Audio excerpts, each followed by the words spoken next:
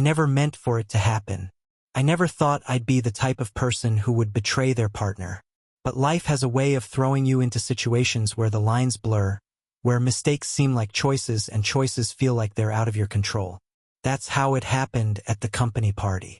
It was supposed to be a fun, light-hearted night. The annual corporate gala, an event everyone looked forward to, especially after a long year. My husband, Mike, was supposed to come, but at the last minute he had to stay home with the kids. I could have skipped the event too, but he insisted I go, that I deserved a night out. "Go, have fun," he said, kissing me goodbye. "You've worked hard this year. Enjoy yourself." I smiled, thanked him, and promised to be home early. But part of me was excited for a night away. I loved Mike. I loved our life, but the constant cycle of work, family, and responsibilities had taken its toll. A night to let loose, to remember the person I was before I became a wife and mom. That sounded appealing. When I arrived at the venue, the atmosphere was electric. The decorations were over the top, the drinks were flowing, and my coworkers, who were usually buttoned up in their cubicles, were laughing, dancing, and letting go. I was greeted with warmth and excitement, the kind that makes you feel like you belong. The night started off perfectly. Drinks with friends, casual conversations with colleagues, and a few harmless compliments about how good I looked. And then there was him, Ryan, a coworker I'd known for years. We weren't close, but we'd always gotten along well enough. He was charming, funny, and always seemed to have the entire office's attention when he spoke. I didn't think much of it when we started talking. We chatted about work, joked about office gossip, and complained about the bosses. All harmless. But as the drinks kept coming, the conversation became more personal. We were both a little tipsy, the alcohol making everything feel lighter, easier. His compliments became more frequent, and at first I brushed them off. But soon something shifted. "Wow, Sarah, I never realized how beautiful you are," Ryan said, his eyes lingering on me in a way that made me feel both flattered and uncomfortable. I laughed it off, trying to keep things light. "Well, I'm usually in boring office clothes." "No, it's not just that," he said, leaning in closer. "There's something about you tonight." His words, combined with the alcohol, made my head spin. It was a rush of attention I hadn't felt in years. I knew I should have walked away, should have stopped whatever was happening before it went further. But in that moment, I didn't. I liked the way he looked at me. I liked feeling desired again. The night wore on, and before I knew it, we were dancing. I told myself it was innocent, just two coworkers having fun. But as the music got louder, the lights dimmer, and our bodies closer, I realized how dangerous this was becoming. I wasn't in control anymore. Ryan's hand slid around my waist, and I didn't push it away. The heat between us was undeniable, and as much as I hated to admit it, I was caught in it. He leaned in, his breath warm against my ear, and whispered, "Let's get some air." I should have said no. I should have stopped it right there. But instead, I nodded, and we walked outside to the patio. The cool night air hit me as we stepped outside, and for a brief moment, I felt like I could breathe again. I should have used that moment to come to my senses, to pull away and walk back inside. But Ryan was standing so close, his eyes full of intent, and the alcohol clouded my judgment. The guilt hadn't hit yet. All I could feel was the adrenaline coursing through me. We stood by the railing, looking out at the city lights, our shoulders brushing. There was a silence between us, but it wasn't uncomfortable. It was heavy, thick with the tension of what was about to happen. I knew it, he knew it, but neither of us stopped it. "I've always liked you, you know," Ryan said softly, his voice low. "There's something about you, Sarah. I've always wondered what it would be like to get to know you better." My heart raced, and I tried to laugh it off, but the sound came out strained. "Ryan, you're married." "I'm married. This isn't a good idea." But even as I said the words, I didn't move away. I didn't stop him when he turned toward me, his hand gently brushing my arm. "I know," he whispered, his voice thick with desire. "But we're here now. Just one night, no one has to know. One night." Those words echoed in my mind, and before I could stop myself, I leaned into him. His lips met mine in a kiss that was slow, deliberate, and filled with a kind of intensity that I hadn't felt in years. It was wrong, I knew that, but in that moment it didn't feel wrong. It felt exhilarating. What happened next was a blur. A blur of hands, lips, and whispered promises of secrecy. We found ourselves in one of the quiet corners of the venue, hidden away from the rest of the party. In the haze of it all, I let go of every thought about Mike, about my family, and let myself get swept up in the moment. When it was over, when the passion finally subsided, reality hit me like a freight train. I pulled away from Ryan, my heart pounding in my chest, my mind racing with the enormity of what I had just done. Couldn't look at him, couldn't speak. The guilt flooded me instantly, drowning out any of the excitement or thrill that had brought me to this point. "I have to go," I muttered, my voice shaking. Without waiting for a response, I grabbed my things and rushed out of the venue, not even bothering to say goodbye to anyone else. As I stepped into the cold night, the weight of what I had done crashed down on me. I had crossed a line that I could never uncross. The drive home felt like the longest of my life. My mind replayed every moment of the night, and with each passing second, the guilt twisted tighter in my chest. How could I have done this? How could I have betrayed Mike, the man who trusted me, who loved me? When I pulled into the driveway, I sat in the car for a few moments, staring at the darkened house. The kids were asleep. Mike was probably waiting up for me like he always did when I went out. I didn't deserve that. I didn't deserve him. I finally forced myself out of the car and walked inside. Mike was sitting on the couch, reading a book, his face lighting up when he saw me. He smiled, the kind of smile that used to make me feel warm and safe, but now it only made me feel sick. "Hey, how was the party?" he asked, setting the book aside and walking over to kiss me. I flinched, stepping back slightly, and I saw the confusion in his eyes. "It was fine," I muttered, trying to avoid his gaze. Mike frowned but didn't push. "You okay? You seem off." "I'm just tired," I lied, forcing a weak smile. "I think I'll head to bed." He nodded, clearly sensing something was wrong but letting it go. "All right, I'll be up soon." As I climbed the stairs to our bedroom, the guilt weighed heavier on me.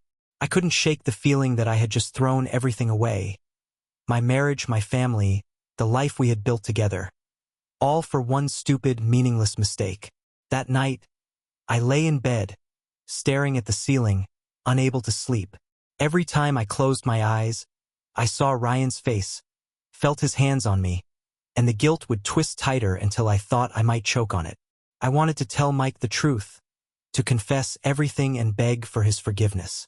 But the thought of seeing the hurt in his eyes, of losing him, was unbearable. So I kept it to myself. I buried the truth deep inside, hoping that somehow, with enough time, the guilt would fade, and I could forget what had happened. But the guilt didn't fade. It only grew. The days that followed were torturous. Every time Mike kissed me or told me he loved me, the guilt gnawed at me like a relentless ache. I couldn't shake the memory of that night, couldn't escape the overwhelming regret that consumed me.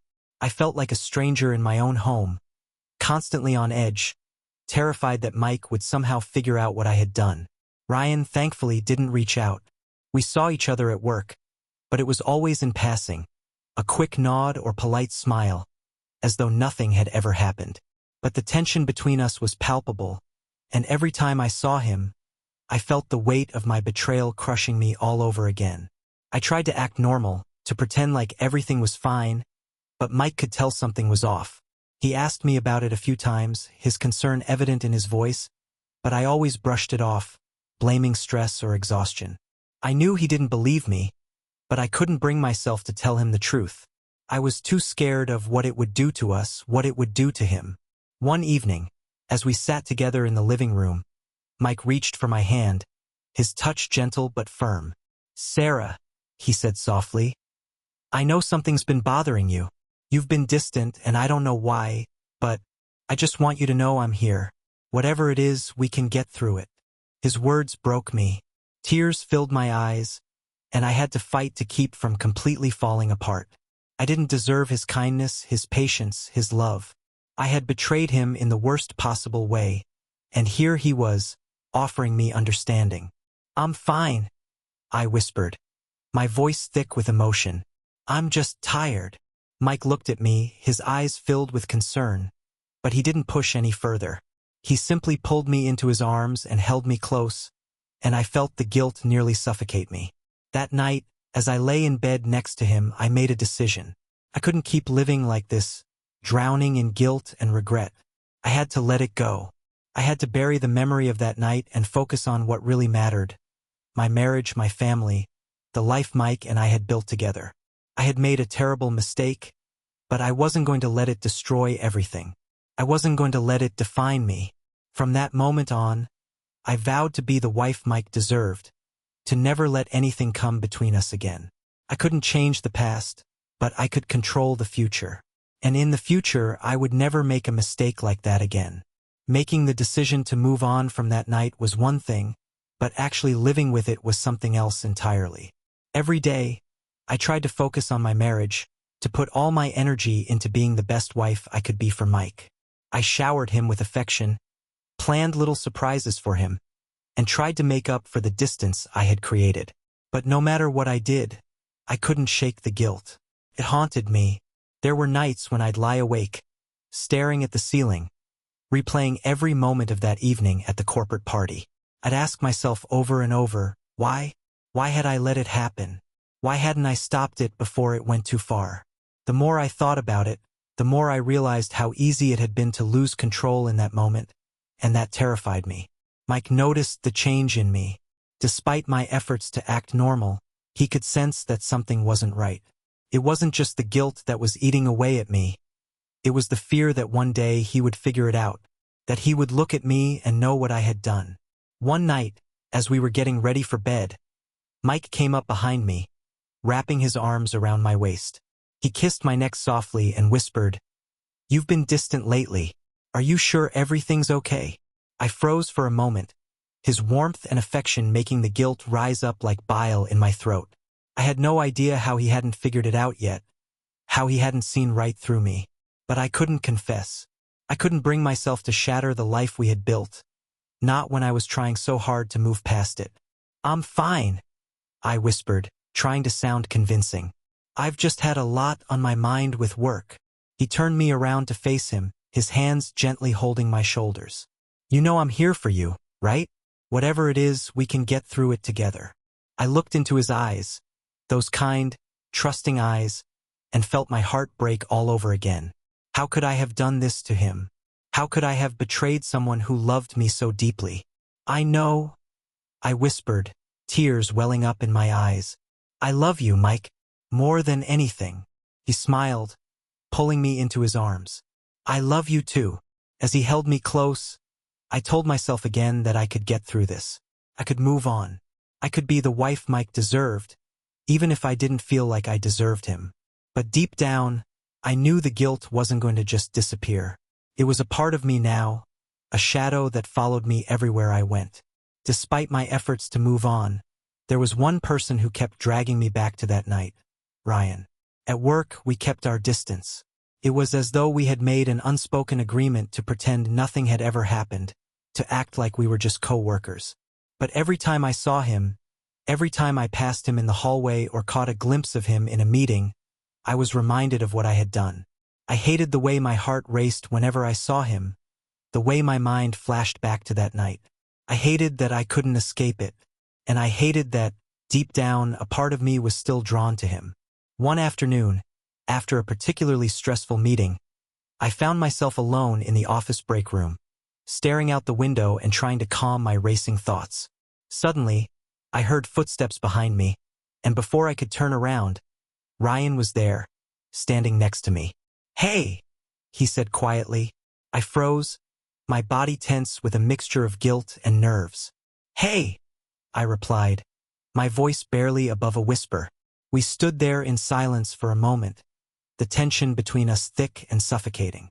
I didn't want to talk to him, didn't want to acknowledge what had happened, but I knew I couldn't keep avoiding it forever. Finally, Ryan spoke.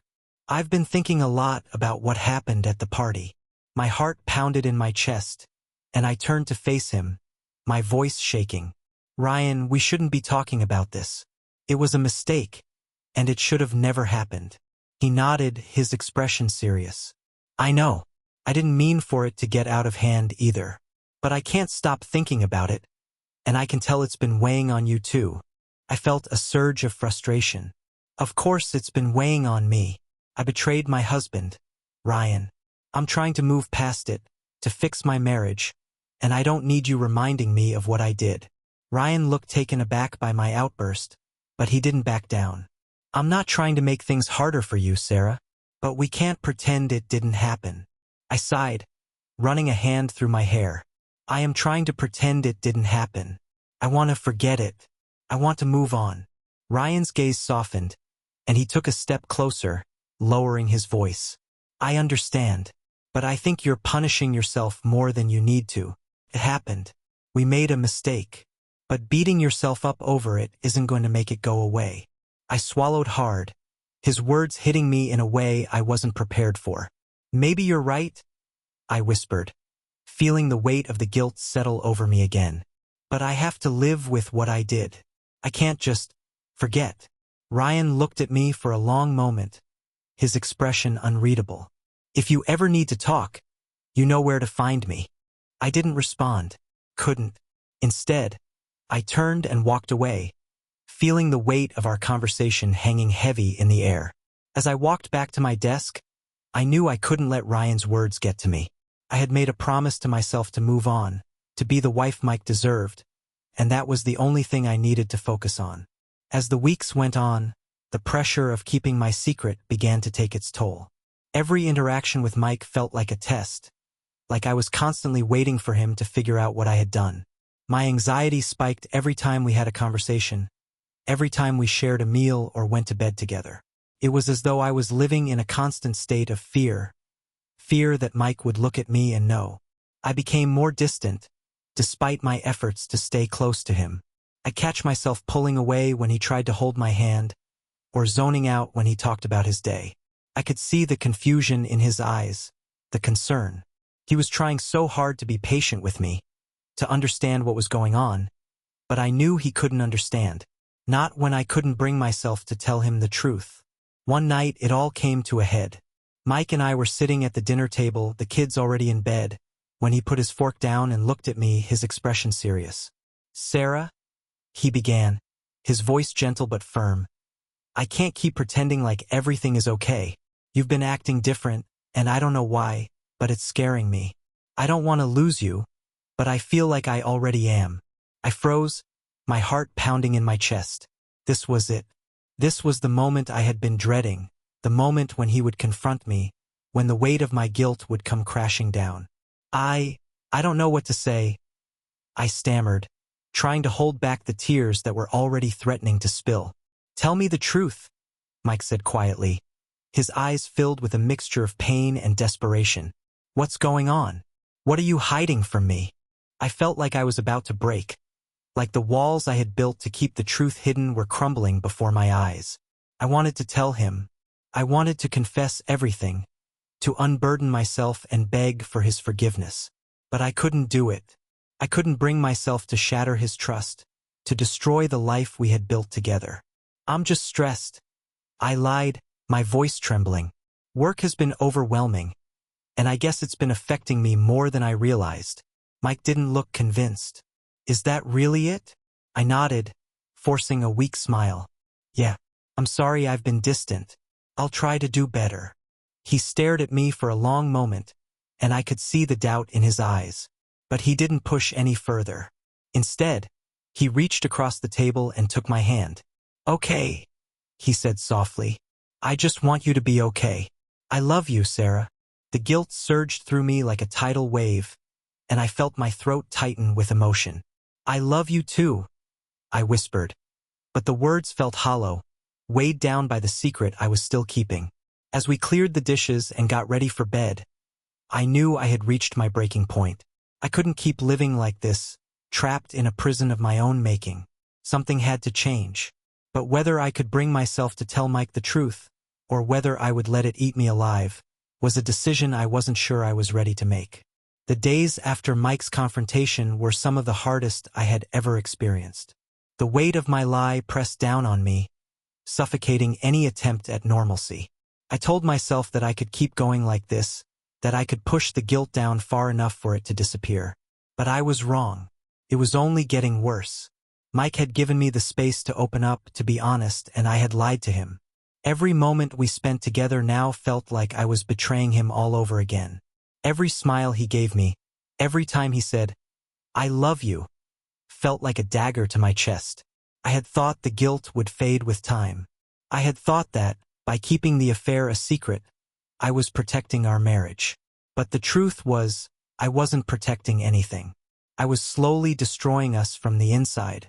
One night, about a week after our conversation at dinner, I found myself standing in front of the bathroom mirror, staring at my reflection. I barely recognized the woman looking back at me. I looked tired, worn out, as though the weight of the secret was physically draining me. I splashed some cold water on my face, trying to snap myself out of the spiral, but it didn't help. I felt trapped in my own body, trapped in the consequences of my mistake. I dried my face and walked back into the bedroom, where Mike was already asleep. I watched him for a moment, my heart heavy with the knowledge that I had betrayed the person who loved me most in the world. He was lying there, completely unaware of the storm raging inside me, and I felt a deep, overwhelming sadness settle over me. I couldn't keep living like this. I climbed into bed beside him, careful not to wake him, and lay there staring at the ceiling. I felt the tears welling up in my eyes, and for the first time in weeks, I let them fall. I cried silently, the guilt pouring out of me in waves, until I finally drifted into a restless sleep. The next morning, I woke up feeling even more exhausted than before. Mike was already downstairs with the kids, making breakfast, and I could hear their laughter drifting up from the kitchen. Normally, that sound would have brought me joy, but today, it just reminded me of how far I had fallen. I needed to make a decision. I couldn't keep living like this, hiding from the truth and pretending that everything was fine. But I wasn't sure if I was strong enough to tell Mike the truth. I wasn't sure if I could bear to see the look on his face when he found out. It took me a few more days to work up the courage. The decision weighed heavily on me, but I knew I couldn't keep it inside any longer. I had to tell Mike, no matter how much it hurt, no matter what it cost me. I couldn't keep living in this purgatory of guilt and fear. One evening, after the kids had gone to bed, I sat Mike down in the living room. I could feel my heart racing, my palms sweating, but I forced myself to stay calm. This was it. There was no turning back now. "Mike," I began, my voice shaky, "there's something I need to tell you. Something I've been hiding from you for a long time." He frowned, looking confused. "What is it?" I took a deep breath, my hands trembling in my lap. "I made a mistake. A terrible mistake." Mike's expression shifted, concern mixing with fear. "What are you talking about?" I couldn't look him in the eye. I stared at the floor, my voice barely above a whisper. "At the company party, something happened. I crossed a line." The silence that followed was deafening. I could feel Mike's eyes on me, the weight of his confusion and shock pressing down on me. "What do you mean?" he asked, his voice low, but steady. I swallowed hard, forcing myself to say the words that had been eating away at me for months. I was with someone else, one of my coworkers. I kissed him, and it went further than that. Mike's face drained of color, and I could see the pain flicker across his features. He stood up, pacing the room as he tried to process what I had just told him. I don't understand," he said, his voice shaking. Why would you do that?" Tears filled my eyes as I finally looked up at him, the guilt and shame overwhelming me. "I don't know," I whispered. "It was a stupid, reckless mistake. I was drunk, and I wasn't thinking clearly. But that's not an excuse. I'm so sorry, Mike. I never wanted to hurt you." Mike stopped pacing and turned to face me. His eyes filled with a mixture of anger, hurt, and betrayal. "Do you realize what you've done? You've destroyed everything. Our trust, our marriage. How am I supposed to forgive you for this? The words cut deep, but I knew I deserved them. I had shattered the life we had built together, and there was no taking it back. I know, I sobbed, tears streaming down my face. I know I've hurt you, and I hate myself for it, but I need you to know that it didn't mean anything. It was a mistake, and it's been eating me alive ever since. I love you, Mike. I love our family. Please, just give me a chance to make it right. Mike stared at me for what felt like an eternity, the hurt in his eyes piercing me to my core. Finally, he shook his head, his voice barely above a whisper. I don't know if I can. He walked out of the room, leaving me alone with my guilt, my regret, and the crushing reality of what I had done. The days after my confession were some of the hardest of my life. Mike barely spoke to me. He slept in the guest room, and the distance between us felt like a chasm that I couldn't cross. The house was eerily quiet, the kids unaware of the storm that had erupted between us. Every time I looked at Mike, I saw the pain in his eyes, and it killed me to know that I had caused it. I didn't know if he would ever forgive me. I wasn't sure if I deserved his forgiveness, but I knew I had to try. I couldn't give up on us, not after everything we had been through together. One evening, about a week after I had told him the truth, Mike finally sat down with me at the kitchen table. His expression was still filled with hurt, but there was also a calmness there that hadn't been present before. I've been thinking, he began, his voice steady but quiet. I don't know if I can ever forget what you did. It's going to take time, maybe a long time, for me to trust you again. But I do know that I still love you, and I don't want to throw away everything we've built because of one mistake. Tears filled my eyes as I listened to his words, a mixture of relief and guilt flooding through me. I love you too, I whispered, my voice shaking. I'll do whatever it takes to earn back your trust, Mike. I swear. He nodded, his eyes softening just a little. We'll take it one day at a time. But I need you to understand. Things are going to be different for a while. I nodded, knowing that I had a long road ahead of me. But the fact that he was willing to try, that he hadn't walked away, was more than I could have hoped for. As we sat there in the kitchen, the silence between us was no longer filled with dread. It was filled with the possibility of healing, of rebuilding what had been broken. We weren't fixed. We weren't healed. But we were still together, and for now that was enough. The days that followed our conversation were awkward and painful, but they also held a flicker of hope. Mike had said we'd take it one day at a time, but it was hard to know what that would look like. There was still so much distance between us, and I knew it would be a long time before things felt anything close to normal again. He stayed in the guest room for a while. It was a constant reminder of how far I'd pushed him away, and every night, as I lay in our bed alone, I felt the weight of the mistake I'd made pressing down on me. But he hadn't left.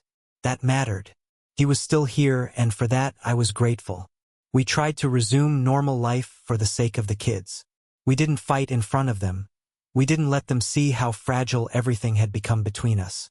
On the outside, everything looked the same. Two parents raising their children, going to work, going through the motions. But underneath, everything had changed. Mike had moments of withdrawal. Some days he'd barely speak to me. Other times he'd try to act like things were okay, like we were back to how we used to be. But I could tell that, no matter what, the betrayal lingered in his mind, just as it did in mine. We were both trying, but trying wasn't enough to erase the pain. One evening, after putting the kids to bed, Mike and I found ourselves in the living room, sitting in silence. The TV was on, but neither of us was really watching. I could feel the tension in the air, the heaviness of all the things left unsaid. Finally, I spoke.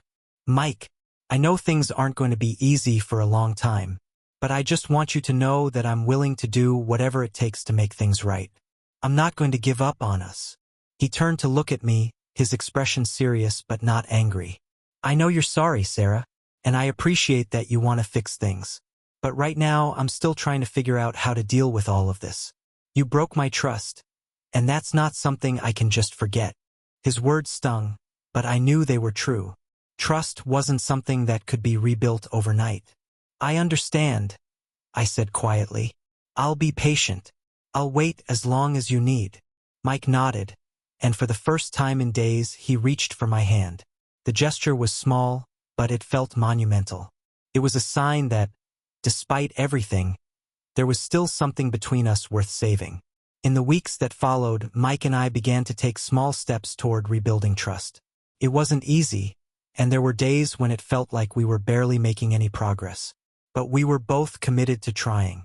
We started going to counseling, something Mike had been hesitant about at first but eventually agreed to. Our therapist was patient and understanding, and she helped us start to unpack the complicated emotions we were both dealing with. There were times when the sessions were painful. Mike didn't hold back when talking about how much I had hurt him, and hearing the depth of his pain made the guilt resurface all over again. But it was also necessary. We couldn't heal if we didn't face the truth head-on. "I don't understand how you could do it," Mike said during one session, his voice tight with emotion. "You always said you loved me, that we were happy. So why did you let it happen?" His question cut deep, and I had asked myself the same thing 1,000 times. I wished I had an answer that would make sense. But the truth was, there wasn't a clear reason. "I don't know," I admitted, tears welling up in my eyes. It was a moment of weakness, and I wasn't thinking about the consequences. But that doesn't change the fact that it was wrong, and I'm so sorry for what I did. Mike nodded, but I could see the pain still etched on his face. "It's just hard to wrap my head around. I thought we had a good marriage, but now, I don't know. I don't know if I can ever look at you the same way again." His words stung, but I knew they were honest. He wasn't trying to hurt me. He was just being truthful about how deeply the affair had impacted him, and I had to accept that. I had to give him the time and space he needed to process everything. A few months into counseling, something shifted between us. It wasn't a dramatic change. It wasn't like we suddenly woke up one day and everything was better. But there was a quiet sense of progress, a slow thawing of the distance that had grown between us. One evening, after another difficult therapy session, Mike and I were sitting on the back porch, watching the sunset. It had become a sort of ritual for us, a time when we could just be together without the pressure of fixing anything. We didn't always talk. Sometimes we just sat in silence, letting the quiet moments stretch out between us. That night, though, Mike spoke. "I've been thinking a lot about trust," he said, his voice calm but thoughtful. "About how it's something you build slowly over time, but it can be destroyed in an instant." I nodded, listening carefully. "I know. And I know I broke that trust." Mike glanced at me, his eyes softening just a little. "Yeah, you did. But I also see how hard you've been trying. I see that you're sorry. And I think maybe it's time for me to start letting go of some of the anger." His words surprised me. For so long, I had felt like we were stuck in a cycle of hurt and regret, but this felt like the first step toward something better. "I don't expect you to forgive me right away," I said, my voice trembling with emotion. "But I'm grateful that you're even willing to try." Mike sighed, leaning back in his chair and looking out at the horizon. "I still don't know how long it'll take for me to fully trust you again. But I do know that I don't want to lose you. I don't want to throw away everything we've built." I felt tears sting my eyes, but this time, they weren't from guilt or sadness. They were from hope. Hope that maybe, just maybe, we could find our way back to each other.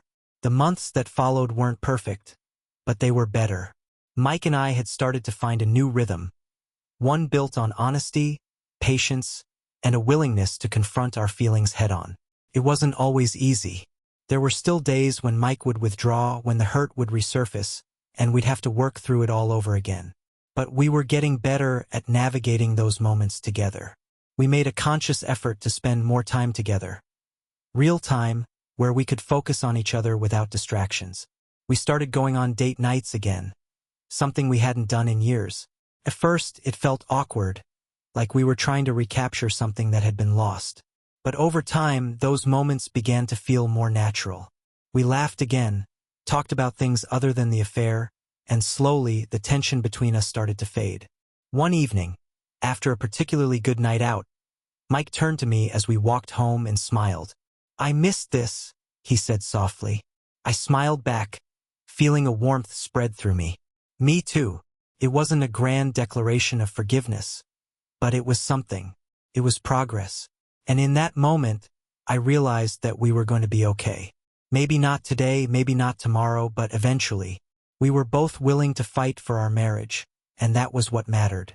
As the months turned into a year, Mike and I had rebuilt something that was, in some ways, stronger than what we had before. The affair would always be a part of our story, a scar that would never fully disappear. But it didn't define us anymore. We had worked through the pain, the betrayal, and come out the other side with a deeper understanding of each other. One night, as we sat together on the porch, watching the stars, Mike took my hand in his and gave it a gentle squeeze. "I've been thinking," he said quietly. "I think I'm ready to forgive you." I turned to him, my heart pounding in my chest. "Are you sure?" He nodded, his expression calm and sincere.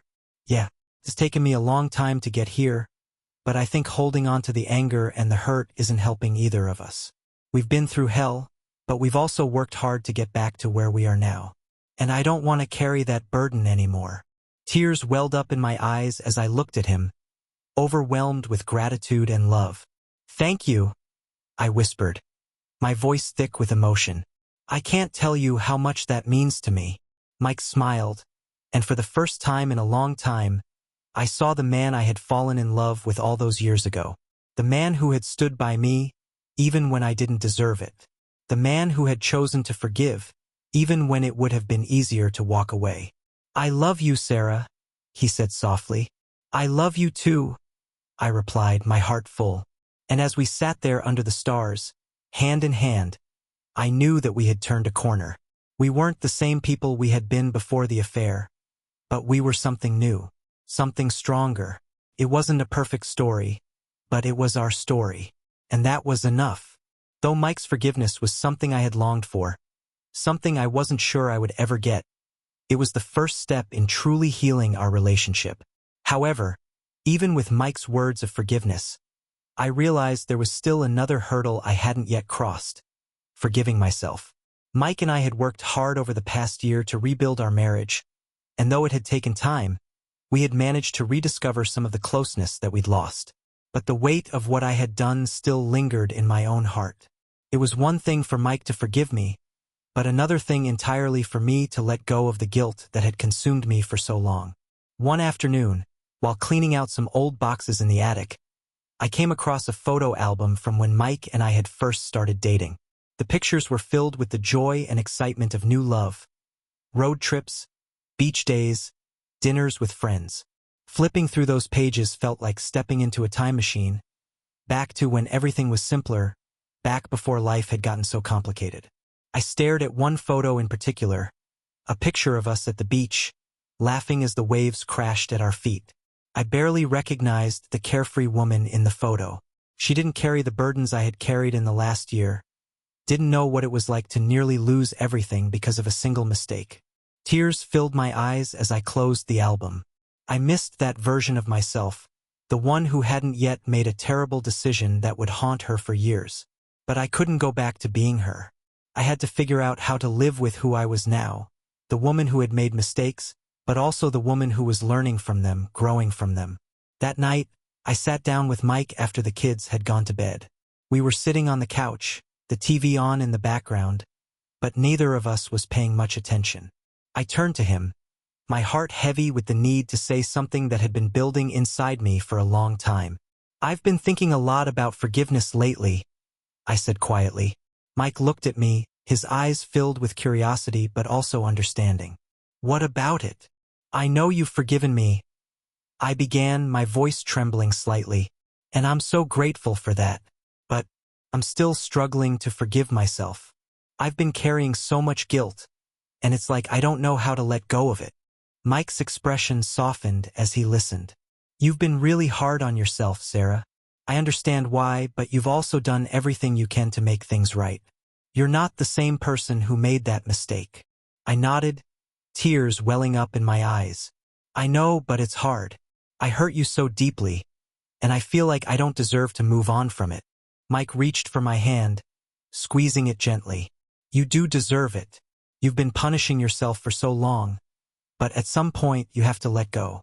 You made a mistake, but that doesn't define who you are now." I've forgiven you because I know you've learned from it. But you need to forgive yourself too. His words struck something deep inside me. I had been so focused on repairing our marriage, on earning back Mike's trust, that I hadn't realized how much I had been holding myself hostage to my own guilt. Mike was right.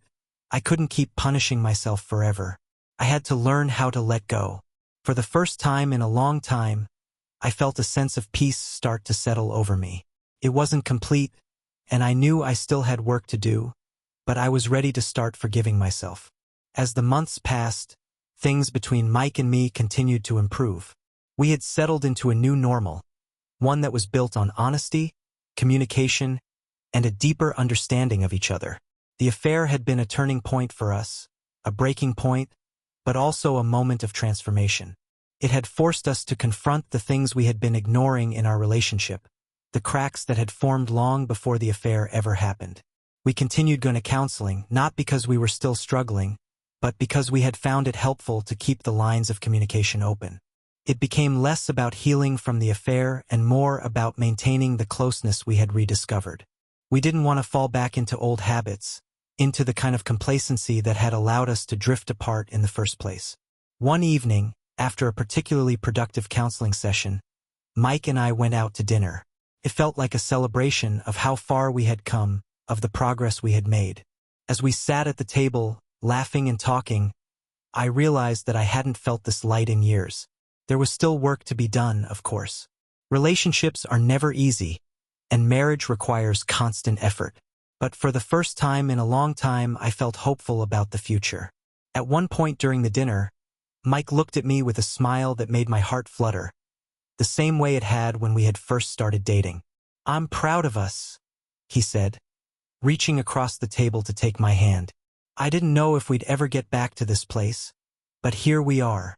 I squeezed his hand, tears of gratitude welling up in my eyes. "I'm proud of us too.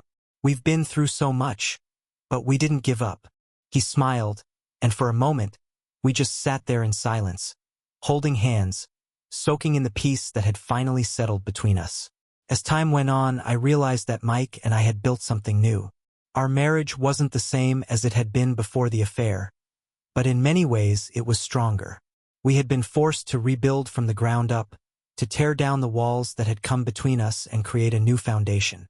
It wasn't always easy, but it was real, and that made it worth fighting for. We began to share more of ourselves with each other than we ever had before. Our conversations went deeper, our connection stronger. There was a new level of intimacy between us, one that came from the knowledge that we had faced the darkest moments of our marriage and come out on the other side. One afternoon, as we were sitting on the porch watching the kids play in the yard, Mike turned to me with a thoughtful expression. "You know," he said, "I've been thinking a lot about how we've changed, how I've changed." I looked at him, curious. "What do you mean?" "I think I used to take a lot for granted," he admitted.